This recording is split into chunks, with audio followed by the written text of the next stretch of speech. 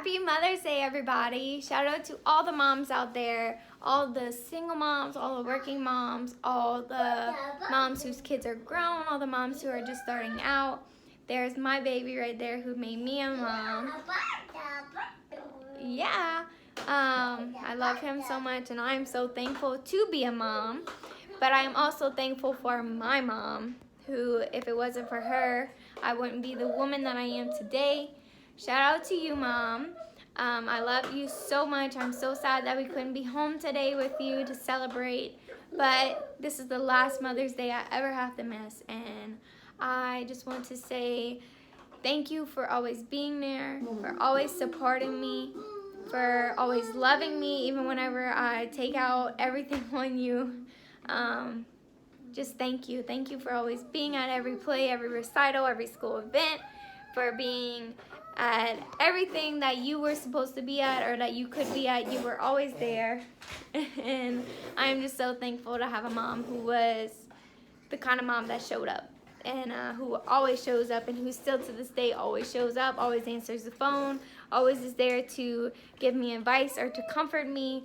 I am just so thankful that I got to have a mom like you. So thank you so much. And I just pray that I can be half the mom that you were to us, because we were so lucky to have you. And now my baby is lucky to have you as a grandma, and my husband is lucky to have you as a mother-in-law.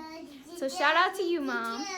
And here is just a little photo clip of me and my mom. So shout out to you.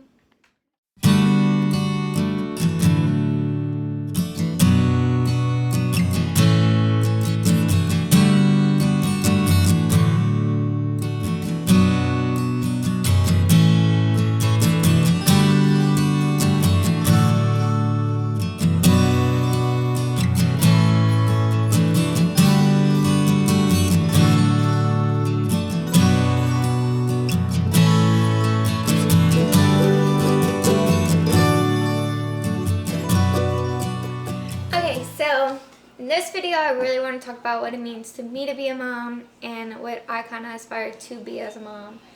I kind of went through and looked at a bunch of different moms in the Bible, and one of the stories really just, God spoke to me through it, and that is the story of Moses' biological mom. I'm going to put her name right here because I don't want to butcher it. Moses was born at a time whenever Pharaoh had put out first he had these midwives, and he told the midwives to go and to have all the Hebrew women's baby boys killed once they were born.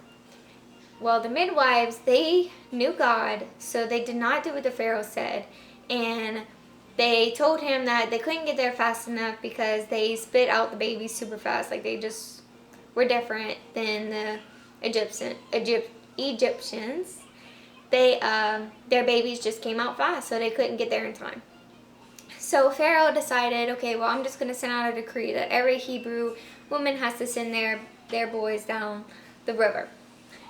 Moses' mom, I feel for her because she just carried this baby for 9 months. And if you are a mom and you have ever had that feeling of a life growing inside of you, you know that there is a bond the instant you know that you are pregnant. And I kind of relate to her because whenever I found out I was pregnant, I was 19. Dustin and I had been married for 2 months, and I was late about 4 days, and he convinced me to go to the store and get a pregnancy test. I was kind of in denial, I think, because I really didn't think I was pregnant. And then the second I stepped into that aisle with a pregnancy test, where it just came over me that I was pregnant. Like, it just hit me. The realization that I was carrying a baby hit me. And I knew in that instant, I didn't even need to take the test. I knew I was pregnant. So we get home, I put the pregnancy test on the counter, and Dustin's like, "You're not going to take it?" And I'm like, "No, I think I'm just going to wait." Well, I finally get ready. I go in the bathroom, I take the test, and when it comes back positive, I just fall to the ground and I start crying. And I think it was excitement and a little bit of fear because I had just moved away from home. I was in Maryland my whole family was in Louisiana. It hit me that I was about to do this all on my own with just me and my husband. And you grow up and you have a picture of how your life is gonna go, and God's always like, I have a whole different plan for you. And I know now, looking back, that He gave me lion the second that I needed Him. He gave him to me in the exact time that I needed him, and I couldn't be more thankful for that. So about 2 days later, I started bleeding. And, our parents knew at this time, no one else knew.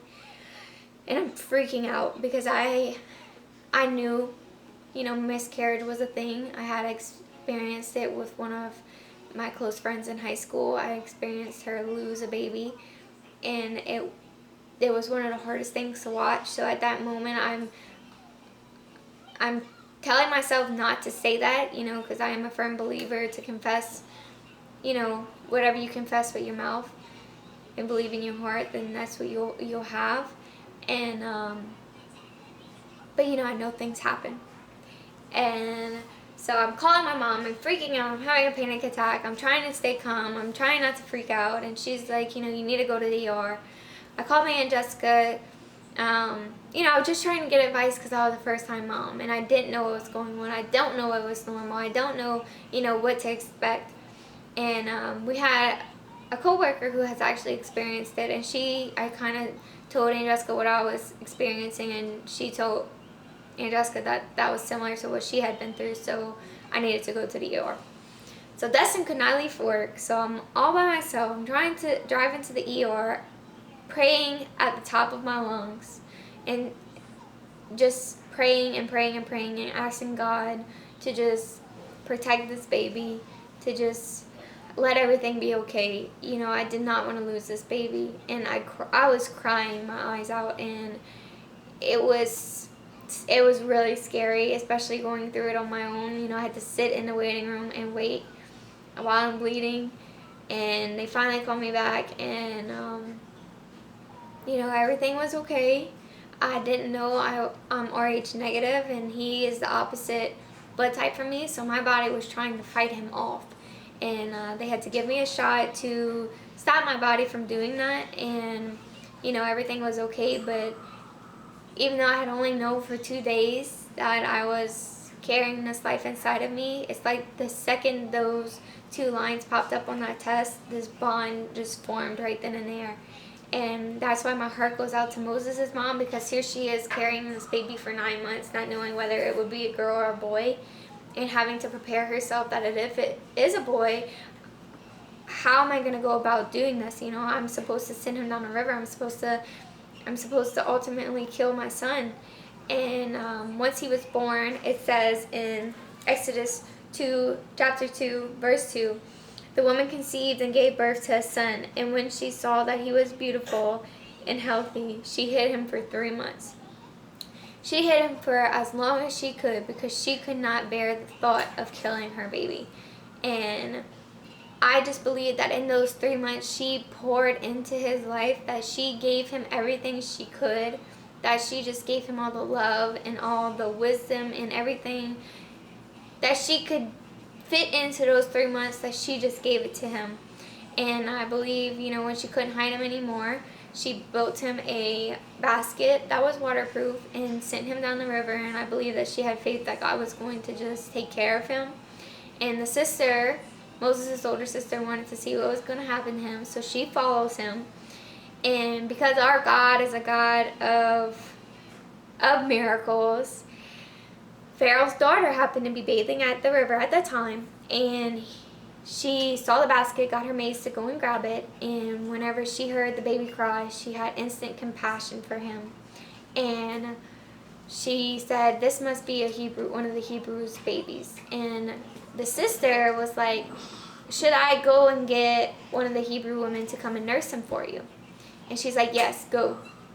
So the sister goes and grabs Moses' mom and brings her to the baby, and the Pharaoh's daughter is like, I will pay you to nurse him for me, and once he's old enough, you can bring him back to me.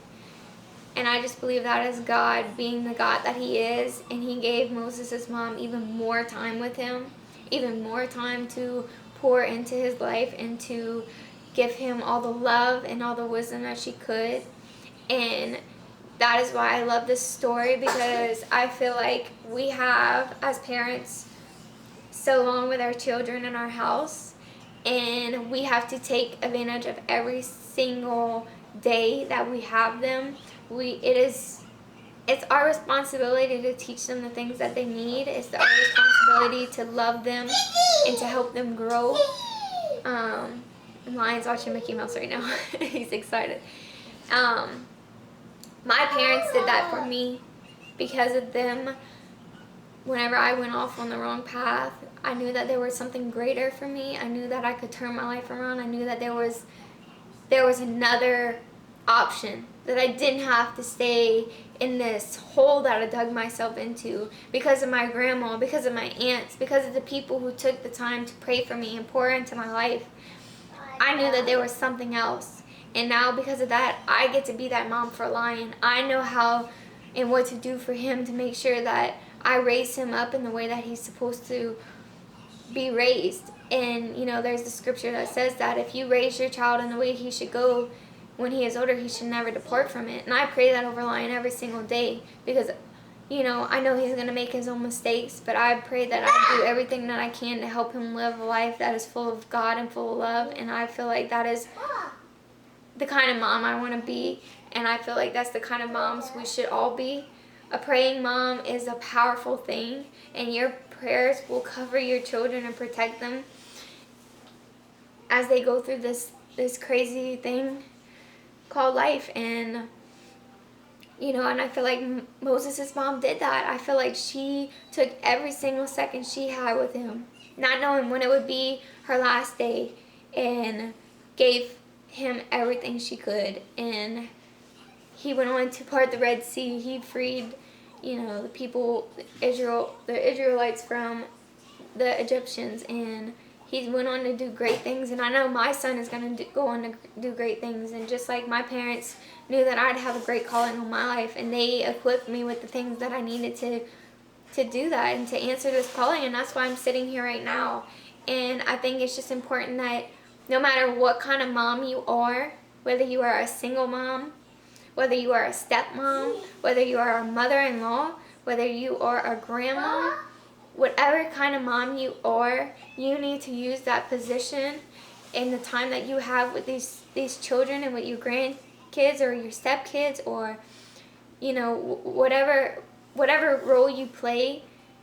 It's important that you use that to pour into these kids' lives and to help them to choose the right path, and to help them to know that they have a God in heaven who loves them so much that he will never leave them and he will never forsake them, and he will be with them all the days of their lives, that he has a plan and a purpose for them, and he knew them before he even put them in our wombs. And that's just really what I wanted to share. I'm just a firm believer that my whole pregnancy is, even before I started bleeding, I would pray over Lion every single day. I love him so much. I would pray over him every single day that God would protect him, that I would have a healthy, safe pregnancy, a fast, safe delivery, a fast, safe recovery, that, his angels would be watching over him every single day, over me, over Dustin. I pray for his future wife already. I pray for the friends that he's going to be surrounded with, for his teammates, for his co-workers. I pray over everything, but I feel like that is my job as a mom, and that is one of the things that God has given me on this earth to do. And, I feel like it's important that all of us as parents do that. When they laid Lion on my chest for the first time, hearing him cry for the first time, after always wanting to be a mom, after these 9 months of carrying him and having this bond be created with him, it was the most beautiful thing I've ever experienced, and my heart just exploded in this moment, and I kept thinking, I'm a mom, I'm really a mom. And he was beautiful and just everything I've ever wanted. And I just encourage all of you moms out there who know exactly what I'm talking about when I say this. Put your children in church. Get them involved in church. Teach them the things that they need to know. Become that mom. Become that woman of God for your children so that they can live the best life that they can live. And I hope that this touched you. I hope that you received from this. And I hope that you put everything you can into these next couple years you have with your kids. Or even if your kids are out of your house, pray for them every single day, because your prayers avail much. And I just hope that if you haven't subscribed to this channel yet, that you will subscribe. I hope that you turn on your post notifications. I hope you give this video a big thumbs up. And I hope you know that whatever situation you are in as a mom, that God can redeem it, that God can bring light to it, that He can restore everything or anything that you have lost. If you have experienced a miscarriage or any kind of loss of a child, God can restore that. He can bring hope and life to it. And I just pray for every person, every mom that is listening to this, that God just equips you and just gives you the peace and the patience and the wisdom and knowledge you need to continue to raise these little children that we're so blessed to get to have. And yeah, stay tuned. One of these days I will get to post my surprise home video. I had some difficulties, so I had to kind of push it off, but just stay tuned. It will get posted. If that one's not posted next, I will have another video this week to play catch up. Thank you for watching.